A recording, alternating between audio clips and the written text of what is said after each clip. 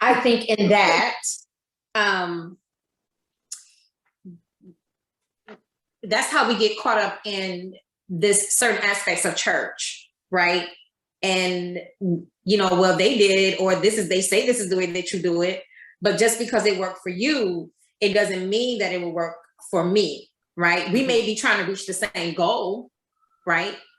Howsoever, that doesn't mean that how that's attained will happen in the same steps. And that's not to say that I can't take some of your steps, but where I think, let me speak personally, where I got lost, it's like monkey see, monkey do, right? Okay.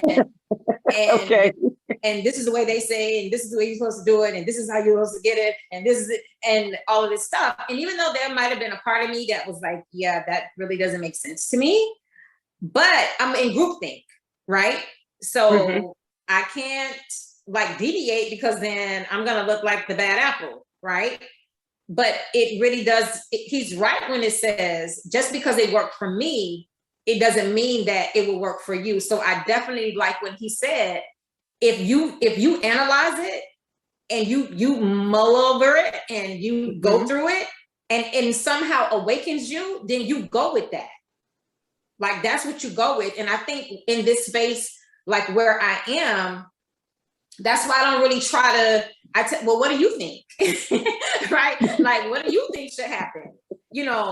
And try to guide people, because I can know the answer, right? But it means more when you discover it. It means more when you have the epiphany, right? It means more like when it comes to you in a way that you understand. That's why when people say, well, what do you mean by kindness? I don't have a definition, because it's going to mean something different for you.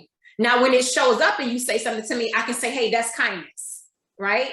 But I don't have like this one flat out definition for this particular kindness, because I think it is so precious and so beyond our grasp that you will only know it when it happens to you, if that makes sense.